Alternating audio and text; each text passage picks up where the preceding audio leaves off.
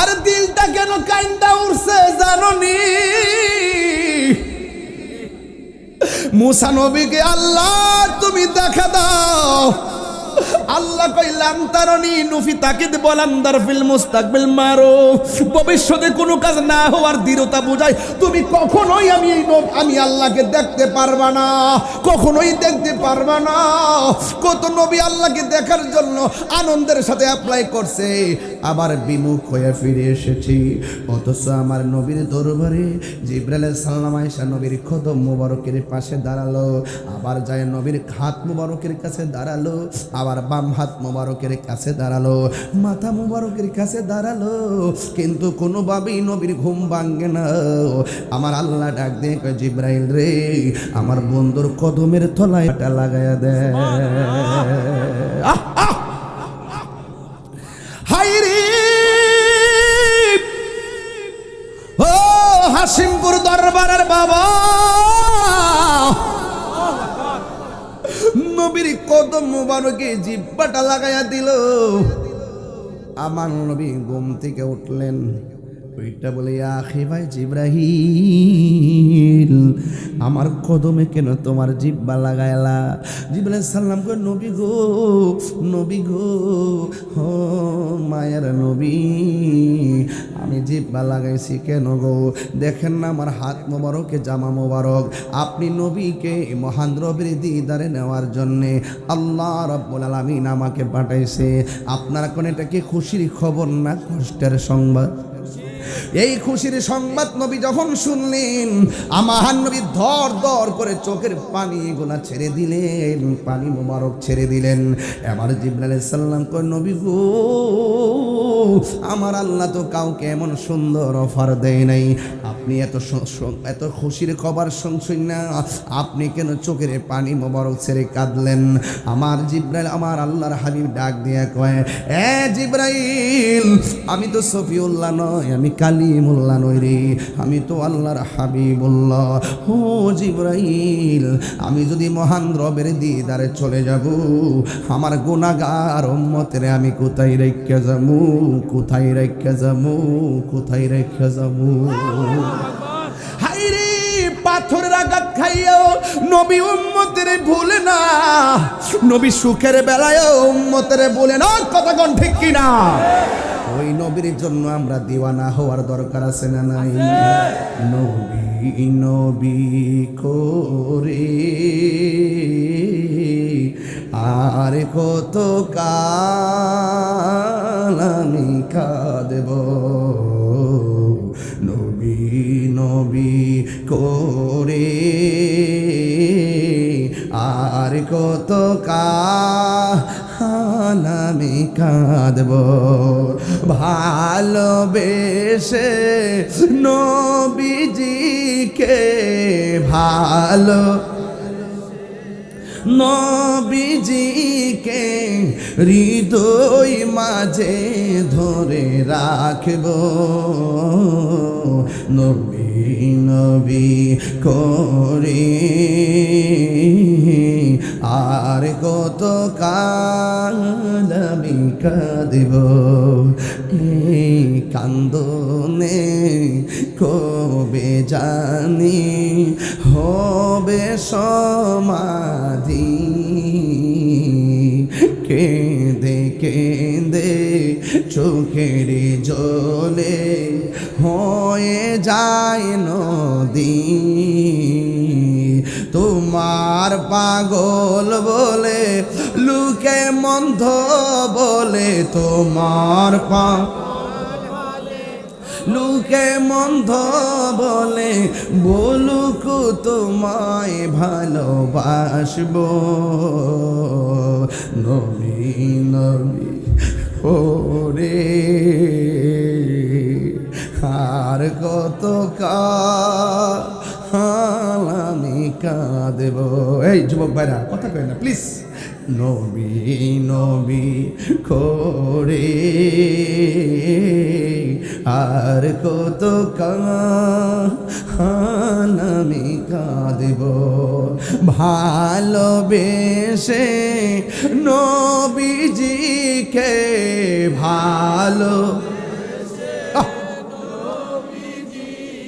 হৃদয় মাঝে ধরে রাখব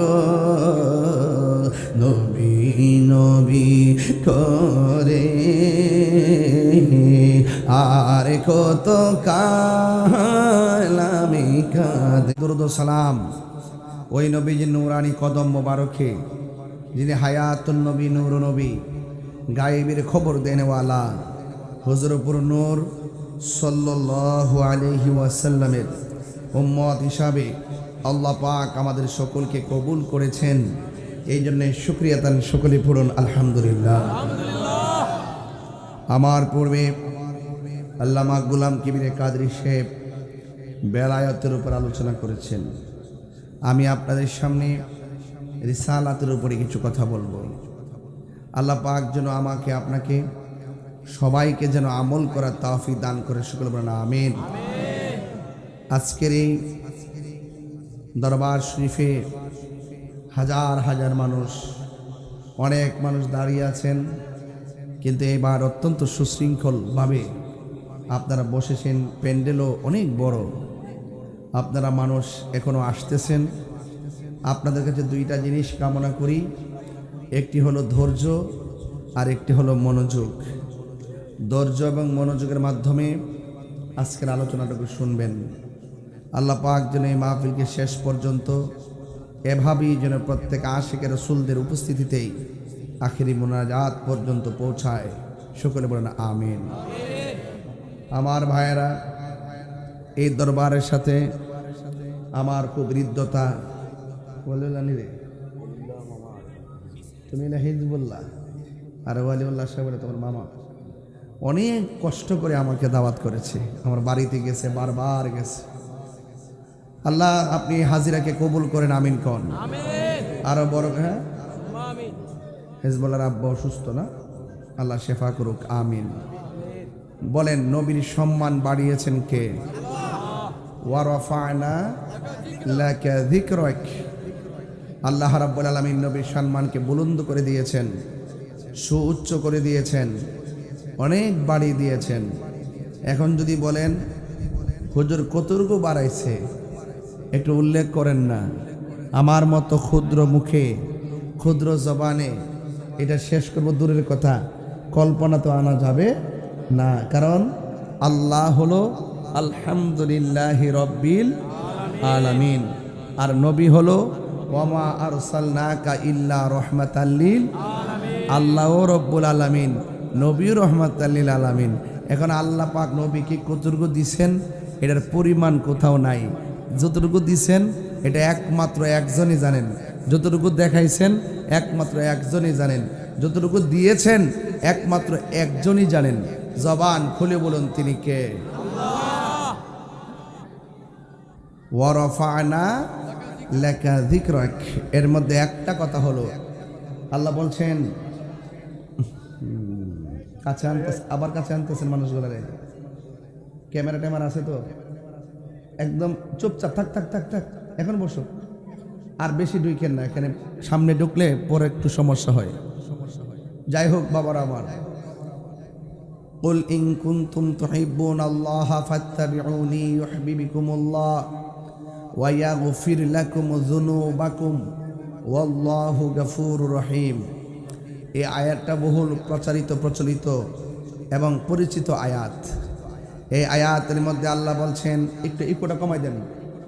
এই আয়াতের মধ্যে আল্লাহ পাক বলছেন, হে বন্ধু আপনি বলে দিন যদি কেউ আমি আল্লাহর ভালোবাসা পেতে চাই, একটু ইকো কমাই দিন, যদি আমি আল্লাহর ভালোবাসা পেতে চাই, রাসূলুল্লাহকে দিয়ে বলাচ্ছেন, হে উম্মত তোমরা আমি নবীকে অনুসরণ করো।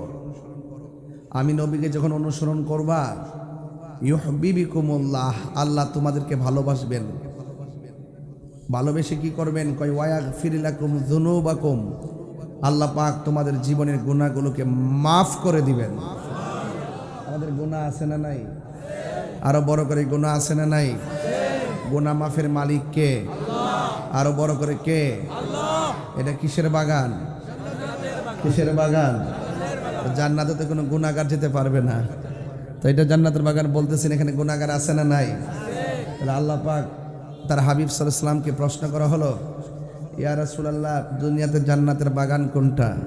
বলছে যেখানের মধ্যে আল্লাহর জিকির করা হয়, নবীর আলোচনা করা হয়, সেই জায়গাটা আর সেই মাঠটা আর মাঠ থাকে না, সেই জায়গা এবং মাঠটা জান্নাতের বাগান হয়ে যায়। তাহলে আমরা জান্নাতের বাগান নিয়ে বসে আছি। গুনাহ যদি পাহাড় পরিমাণ হয় অসুবিধা নাই, আজকে তওবার মতো তওবা করবেন, দেখবেন পাহাড় পরিমাণ গুনাহ আল্লাহ পাক সেকেন্ডে আপনাকে মাফ করে দিয়েছেন। ঠিক কিনা বলেন? তো আমার রাসূলুল্লাহকে সম্মান বাড়াইছেন আমার আল্লাহ, কতটুকু বাড়াইছে আমরা কি জানি? জানি না। এই জন্য নবী পাকের ক্ষেত্রে সাবধানতা অবলম্বন করতে হয়। আল্লাহ মানা নবী মানা নয়, নবী মানলেই আল্লাহ মানা হয়। কথা বলেন ঠিক কিনা? আল্লাহ মানা নবী মানা নয়, কারণ আল্লাহকে সবাই জানে মানে। কেউ হয়তো শিরিক করে, কিন্তু রাসূলুল্লাহকে না মানলে সে ঈমানদার হতে পারবে। লা ইলাহা ইল্লাল্লাহ জপতে জপতে আপনি যতই জপেন কোনো কাজ হবে যতক্ষণ পর্যন্ত আপনি মুহাম্মাদুর রাসূলুল্লাহ সাল্লাল্লাহু আলাইহি ওয়াসাল্লাম আপনি না বলবেন। কথা বলেন ঠিক কি না বলেন? তাইলে যারা বলে আল্লাহ নামের পাশে নবীর নাম লেখা যাবে না, এদের কথা শোনা যাবে? আর যদি এদের কথা শোনা যাবে না। আর শাজিমে আল্লাহ নামের পাশে নবীর নাম আছে না নাই? বেহেশতের গেটের মধ্যে আল্লাহ নামের পাশে নবীর নাম আছে না নাই? হুরদের চোখের মনির মধ্যে এক পাশে আল্লাহ আরেক পাশে নবীর নাম আছে না নাই? যারা বলে মসজিদে আল্লাহ নামের পাশে নবীর নাম লেখা যাবে না, এরা কখনো সভ্য মুসলমান জাতি হতে পারে না। যারা নবীর লোকে দুশ্মনী করে তারা কখনো মুমিন হতে পারে না। লা ইলাহা বলেন, লা ইলাহা মুহাম্মাদুর সাল্লাল্লাহু আলাইহি ওয়াসাল্লাম। আমার যুবক ভাইরা, আমি আপনাদের খেদমতে আস্তে আস্তে করে একটু সামনে বাড়তেছি, বুঝার জন্য বলতেছি। আগে ফাউন্ডেশনটা ঠিক করেন। আতিউল্লাহ ওয়া আতিউর রাসূল ওয়া উলিল আমরি মিনকুম। আল্লাহ বলছেন তোমরা আমি আল্লাহর আনুগত্য করো, নবীজির অনুসরণ করো, আউলিয়া কিরামদের অনুকরণ করো। একটা আনুগত্য, একটা অনুসরণ আর একটা অনুকরণ পাশাপাশি লাগাইছে কে? আল্লাহ। আতিউল্লাহ ওয়া আতিউর রাসূল ওয়া উলিল আমরি মিনকুম। তাহলে আল্লাহ রসুল মুর্শিদ নাম কয়টা? তিনটা। আমরা মুর্শিদকে সম্মান করি মুর্শিদ জানি না, রাসূলুল্লাহকে সম্মান করি রাসূলুল্লাহ জেনে, মাকে সম্মান করি মা জেনে, বাবাকে সম্মান করি বাবা জেনে, উস্তাদকে সম্মান করি উস্তাদ জেনে, আল্লাহকে সম্মান করি আল্লাহ জেনে। আমরা আল্লাহর সঙ্গে সৃষ্টি জগতের কাউকে কোনো তুলনা করি না, আল্লাহ ছাড়া কাউকে সেজদা করি না, আল্লাহর সমকক্ষ কাউকে মনে করি না, মাজারে গিয়ে আমরা সেজদা করি না, মাজারে গিয়ে ওলি আল্লাহকে আমরা আল্লাহ মনে করি না। তাইলে এত সুন্দর কথা বলার পর তাইলে আপনারা যারা আমাদের মতো মাইকদের কথা বলেন, আপনারা তাহিরিকে মাজার পূজারি বলেন কেন? তাইলে বোঝা গেল এদের থুতা আমার জুতা।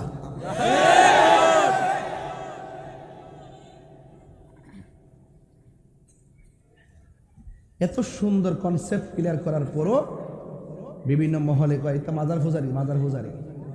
65% সুন্নি মুসলমানকে -4 রাইখা রাষ্ট্রযন্ত্র কতগুলো অসভ্য লোকদেরকে নিয়ে, বর্বর জাতিকে নিয়ে এই দেশের কাজ করতেছে। কথা বল ঠিক না? যদি না করতো আমার হাদির মতো লোকটাকে প্রকাশ্য গুলি করতো না। কথা বলেন ঠিক না? আপনি রাজনীতি যেটা মন চায় সেটা করেন, আপনার সঙ্গে আমার আদর্শের মিল না থাকতে পারে, তাই বলি কি আপনি আমাকে গুলি করে মেরে ফেলবেন? এটা কি ভালো সংস্কৃতি? আপনি কয়েকদিন আগে আমার মসজিদের ইমাম সাহেব আল্লামা রইসউদ্দিনকে আপনি প্রকাশ্যে মব ভায়োলেন্সে মিথ্যা অপবাদ দিয়ে আপনি মেরে ফেলেছেন। আমি বারবার বলেছি এটা বিচার করার জন্য, দিব্যি ঘুরে বেড়াচ্ছে আসামিরা। আপনি কি করলেন? হাদিকে গুলি করার পর স্বরাষ্ট্র উপদেষ্টা বলল যে 50 লাখ টাকা ঘোষণা করা, 50 লাখ টাকা তাকে পুরস্কার দেওয়া হবে যদি যে গুলি করেছে তাকে ধরে দিতে পারে। আপনি তাকে গুলি করার কারণে 50 লাখ টাকা ঘোষণা করেছেন, পুরস্কার দিবেন। আপনারা এক মাথায় তেল দেন, আরেক মাথায় পানি দেন। এটা কেন করেন? এটা না করে যদি রইসউদ্দিনের হত্যাকারীদেরকে ওই দিন যদি শাস্তির আওতায় আনতেন, আমার রইসউদ্দিনকে আর হাদিকে গুলি করার সাহস কেউ পেত না। কথা বলেন।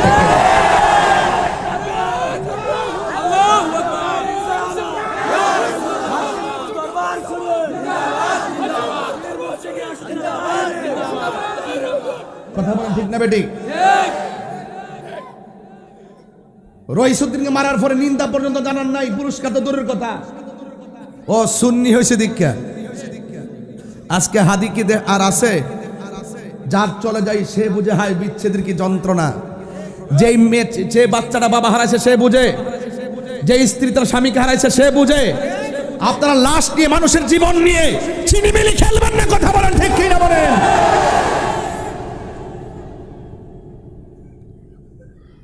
যেই বর্বরতা, যেই অস্থিরতা, যেই মব ভায়োলেন্স আর যেই হত্যাকাণ্ড যজ্ঞ চলছে সন্ত্রাসী কায়দায়, এভাবে কোনো রাষ্ট্র চলতে পারে না। কথা বলেন ঠিক না বেঠিক? আপনার মন মতো না হলে আপনি মেরে ফেলবেন, এমনও তো হতে পারে। আবার এমন এক সময় আসতে পারে সবাই আপনাকে মারার জন্য রেডি হইতে পারে। বলি আল্লাহ দরবারে আসছেন, কাহারও ফাঁদে পা দিবেন না। ওই ফোন করছে বড় ভাই, কইছে বেঙ্গালাও যায়েন না। এগুলো ভালো সংস্কৃতি না। কোন প্রাচীর ভেঙ্গে সভ্যজাতি গড়া যায় না।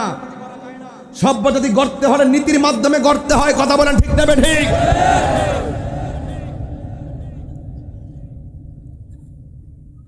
ঘোষণা দিয়ে দিয়ে মাজার ভাঙছেন,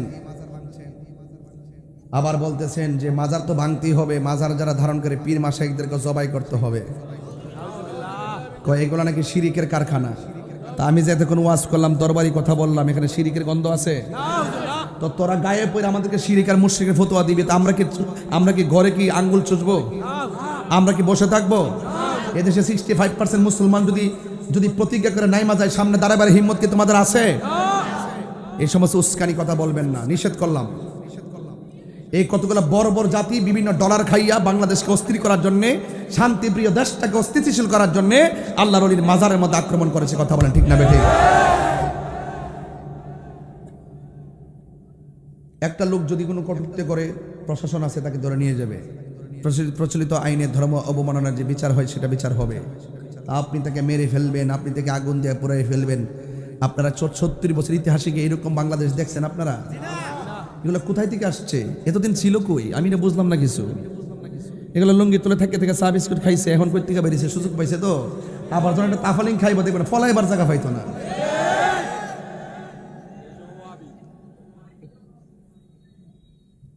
এই দেশকে একমাত্র শান্তি করতে পারে লাকাদ কানা লাকুম ফি রাসূলিল্লাহি উসওয়াতুন হাসানা।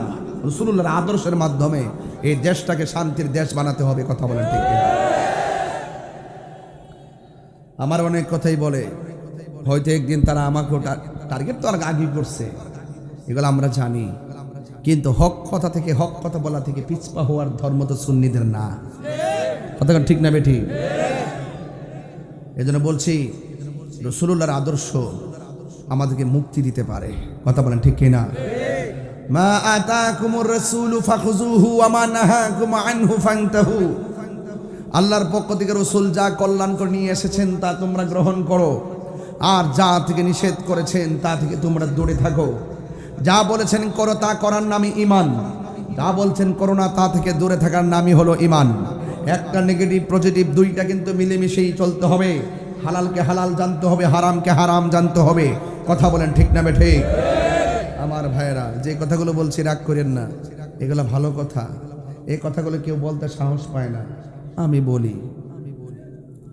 বললেই মানুষ কিছু বুঝবে। কথা বলেন ঠিক কিনা?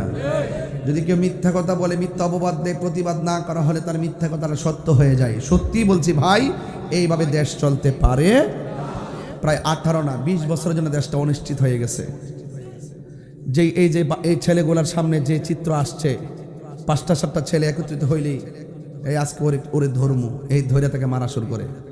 এই যে একটা বীজ ঢুকাই দিছে, এই যে পালসটা এই প্রজন্মের ভিতরে ঢুকাই দিছে, এটা শেষ হইতে 20 বছরও শেষ হয় কিনা আমি জানি না। এইভাবে কোন রাষ্ট্র চলতে পারে? আর মাশাআল্লাহ আমরা মুরব্বী একজন বসাইছি, তার ওনার দয়াও নাই মায়াও নাই, দেশও বুঝে না, দেশের মানুষও চিনে না। মিষ্টি মধুর কথা দিয়ে দেশ চলবো? হ্যাঁ, প্রকাশ্য আগুন দিয়ে জ্বালাইতেছে, প্রকাশ্য ভাঙতেছে। কই বিচার ব্যবস্থা, কই প্রশাসনের ব্যবস্থা? আজকে প্রশাসন যারা দিন রাত পরিশ্রম করে কাজ করে, এদের সামনে গিয়া কয় ভুয়া ভুয়া। দেশটা চালাইবো কারা? এই দেশটা কে চালাবে? আরে ভাঙতে সহজ, গড়তে কঠিন আছে। কথা বলেন ঠিক কিনা?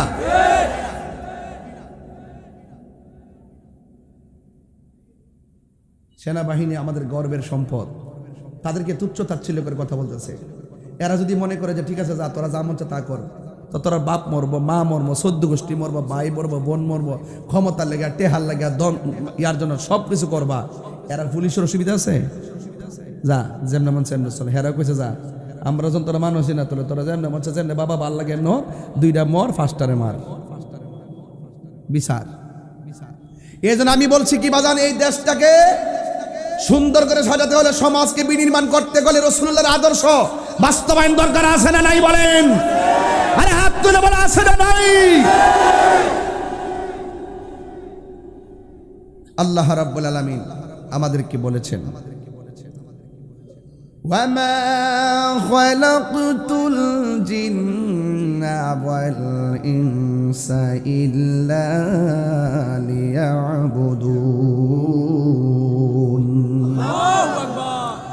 আল্লাহ রাব্বুল আলামিন বলেন, আমি মানুষ এবং জিন জাতিকে সৃষ্টি করেছি একমাত্র আমি আল্লাহর গোলামি করার জন্যে। এই জন্য আল্লাহর জমিনে গোলামি হবে একজনের। জবানটা খুলে বলুন তিনি কে?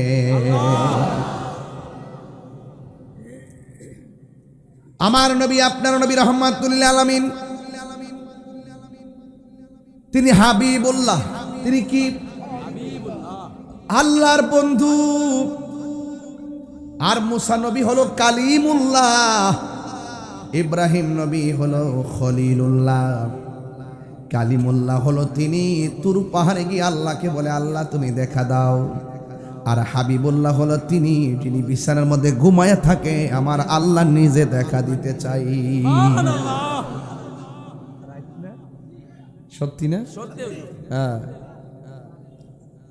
আল্লাহ রাব্বুল আলামিন কয়, জিবরাইল আমার বন্ধু নবীকে দুলার মতো সাজাইয়া আমার কাছে নিয়ে আসো।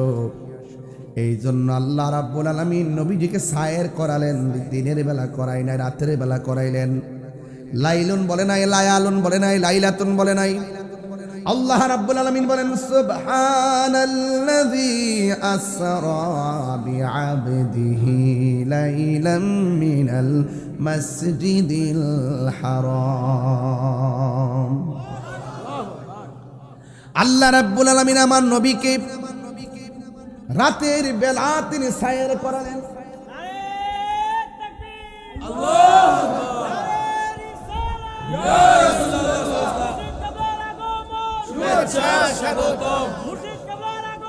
শুভেচ্ছার স্বাগতম, মুর্শিদ কেবলার আগমন, শুভেচ্ছার স্বাগতম, হাশিমপুর দরবার শরীফ জিন্দাবাদ জিন্দাবাদ, মুর্শিদ কেবলা জিন্দাবাদ জিন্দাবাদ, নারে তাকবীর আল্লাহু আকবার, নারে রিসালাত ইয়া রাসূলুল্লাহ।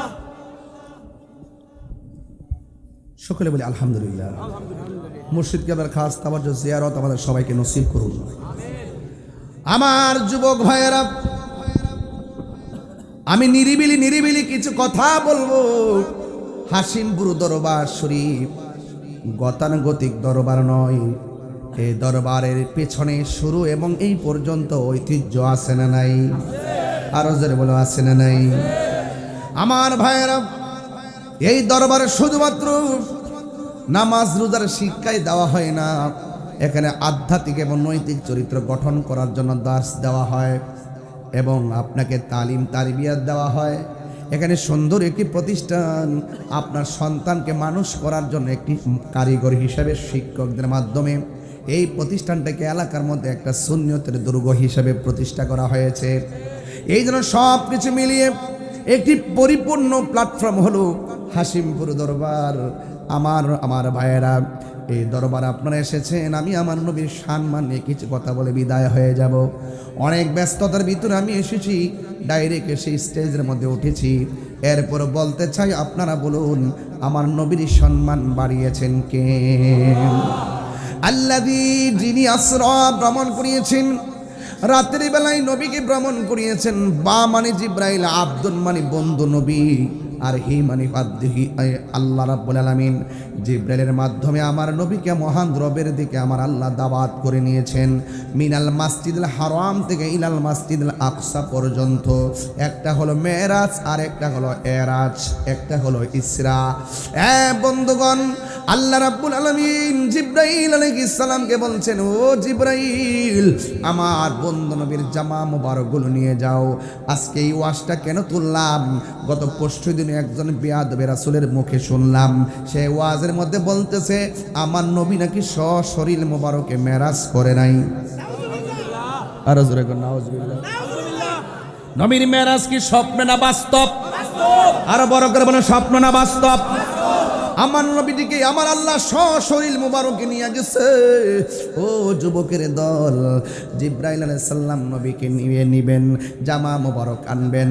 রাইসুল মুফাসসিরিন আব্দুল্লাহ ইবনে আব্বাস রাদিয়াল্লাহু তাআলা আনহু আমার নবীর মেরাজটা কেন হলো এই কেন ব্যাখ্যা করেছেন 7টা কারণ দিয়ে। 7টা কারণ ব্যক্ত করেছেন নবীর মেরাজটা কেন হলো। এর মধ্যে 1 নম্বর কারণ তিনি উল্লেখ করেছেন, ইন্নাল্লাহা اشترى من المؤمنين أنفسهم وأموالهم بأن لهم الجنة। আল্লাহ রাব্বুল আলামিন বলেন, এ পৃথিবীর মুমিন সমাজ, আমি মুমিনের জান এবং মালকে কিনেছি জান্নাতের বিনিময়ে। আল্লাহ মুমিনের জান কিনেছেন, মুমিনের মাল কিনেছেন জান্নাতের বিনিময়ে। রাইসুল মুফাসসিরিন আব্দুল্লাহ ইবনে আব্বাস রাদিয়াল্লাহু তাআলা আনহু বলেন, এই জান্নাতটা যে কত সুন্দর, আমার আল্লাহ সবার আগে আমার নবীকে দেখাইবার জন্য এই নবীকে মেরাজ করাইছি।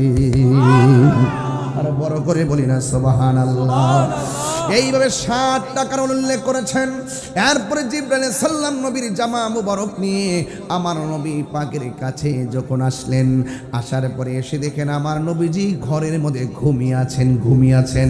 আমি আপনি ঘুমালে উজু ভেঙে যায়, কিন্তু আমার নবী ঘুমালে উজু ভাঙে না। আমার রাসূল কয়, আইয়ুকুম মিসলি, কে আছো আমার মতো?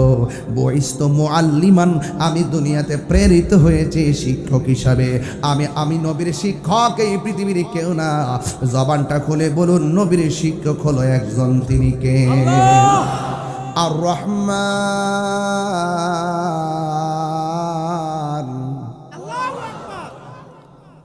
আল্লামাল কুরআন।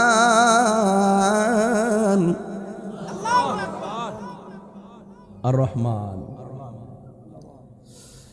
ওই দয়াময় রহমান যিনি শিক্ষা দিয়েছেন কোরআন। সুবহানাল্লাহ। সুবহানাল্লাহ।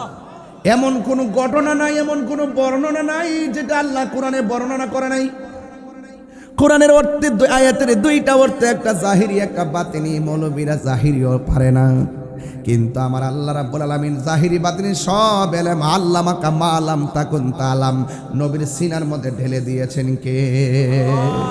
কোরআনের মধ্যে সব আছে। আল্লাহ বলেন, ওয়ালা রাতবি ওয়ালা ইয়াবিসিন ইল্লা ফি কিতাবিম মুবিন।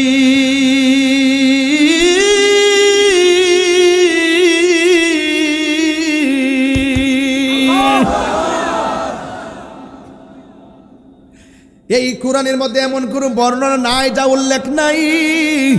সব ঘটনা বর্ণনা নবীকে শিক্ষা দিয়েছেন কে? আমার আল্লাহ শিক্ষা দিয়েছেন। আমার আল্লাহ কয়, জিবরাইল, আমার বন্ধু নবীরে দোলার মতো সাজায়া নবীরে নিয়ে আসো। আল্লাহ বলে, জিবরাইল রে, যাও রে আমার বন্ধুর দারে, ওরে দোলার মতো সাজাইয়া, দোলার মতো সাজাইয়া আনো আমার দরবারে। জোরে কে সুবহানাল্লাহ বলা যাবে না? জিবরাইল হুকুম পায়া মক্কায় আসে দাওয়াতে লয়া। জিবরাইল হুকুম পায়া লয়া ডাক দিতে না সাহস পাইয়া, ডাক দিতে না সাহস পাইয়া, জিহ্বা কদম তলায়, সেই খুশিতে পড়ো সবাই দুরূদ সাল্লে আলা, সেই খুশিতে পড়ো সবাই দুরূদ সাল্লে আলা। নূরুন নবী যাই দিদারে নিলেন খোদা তাআলা, নূরুন নবী যাই দিদারে নিলেন খোদা তাআলা, সেই খুশিতে পড়ো সবাই দুরূদ সাল্লে আলা, সেই খুশিতে পড়ো সবাই দুরূদ সাল্লে আলা। আল্লাহ বলে জিবরাইল রে যাও রে আমার বন্ধুর দ্বারে, দোলার মতো সাজাইয়া আনো আমার দরবারে, দোলার মতো সাজাইয়া আনো আমার দরবারে। মারহাবা মারহাবা বলো, মারহাবা মারহাবা, মারহাবা মারহাবা বলো, মারহাবা মারহাবা। আর দিলটা কেন কাইন্দা উঠছে জানোনি? মুসা নবীকে আল্লাহ তুমি দেখা দাও। আল্লাহ কইলাম তারনি নুফি তাকিদ বলান্দার ফিল মুস্তাকবিল মারুফ, ভবিষ্যতে কোনো কাজ না হওয়ার দৃঢ়তা বোঝায় তুমি কখনোই আমি আল্লাহকে দেখতে পারবা না, কখনোই দেখতে পারবা না। কত নবী আল্লাহকে দেখার জন্য আনন্দের সাথে অ্যাপ্লাই করছে, আবার বিমুখ হয়ে ফিরে এসেছি। অথচ আমার নবীর দরবারে জিবরাইল আলাইহিস সালাম আয়েশা নবীর কদম মুবারকের পাশে দাঁড়ালো, আবার যায় নবীর হাত মুবারকের কাছে দাঁড়ালো, আবার বাম হাত মুবারকের কাছে দাঁড়ালো, মাথা মুবারকের কাছে দাঁড়ালো, কিন্তু কোনোভাবেই নবীর ঘুম ভাঙে না। আমার আল্লাহ ডাক দিয়ে কয় জিবরাইল রে আমার বন্ধুর কদমের তলায় এটা লাগায়া দে। হাইরে ও হাসিমপুর দরবারের বাবা, নবীর কদম মুবারকে জিহ্বাটা লাগাইয়া দিল। আমার নবী ঘুম থেকে উঠলেন, ওইটা বলে আখি ভাই জিবরাইল আমার কদমে কেন তোমার জিহ্বা লাগাইলা? জিবরাইল সাল্লাম কই নবী গো, নবী গো, ও মায়ের নবী আমি জিহ্বা লাগাইছি কেন গো? দেখেন না আমার হাত মোবারকে জামা মোবারক, আপনি নবীকে মহান রবের দিদারে নেওয়ার জন্যে আল্লাহ রাব্বুল আলামিন আমাকে পাঠাইছে।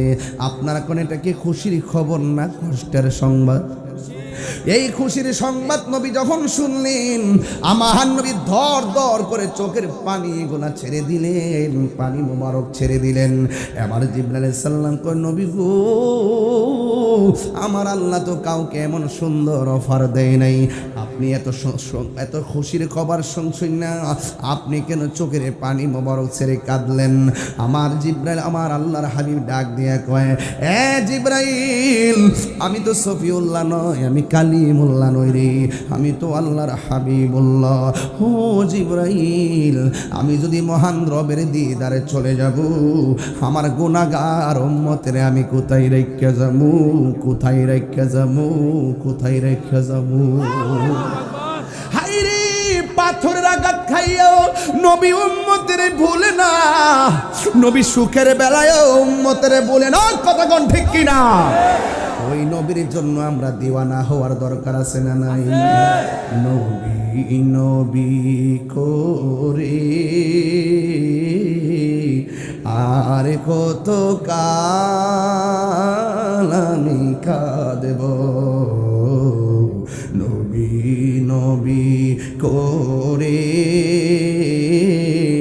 আর কত কাল আমি কাঁদব, ভালোবেসে নবীজিকে ভালো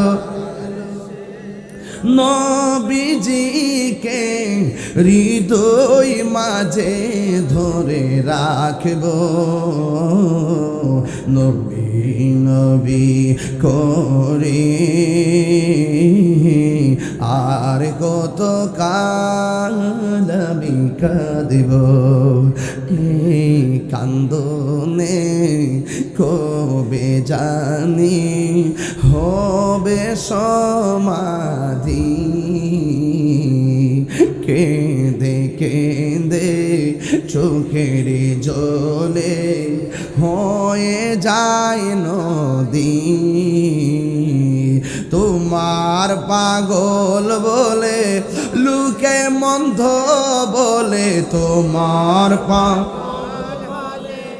লুকে মন্ধ বলে বলুক তোমায় ভালোবাসবো নবী নবী ওরে আর কত কাল আমি কাঁদেব এই যুবক ভাইরা কথা কয় না প্লিজ নবী নবী করে